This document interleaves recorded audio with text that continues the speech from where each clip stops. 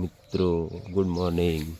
અમારા ખેતરમાં રજકો વાયો છે, તમે જોઈ શકો છો. બહુ મોટો મોટો પાક થઈ ગયો છે, તમે જોઈ શકો છો. સારો પેલી બાજુ છે જે સામેના ભાગમાં એ ભેંસોને ચારી નાખ્યો છે. આ બાજુનો જે હોય છે થોડો મોટો થાય છે, પાણી એને કાલે આપવાનું છે.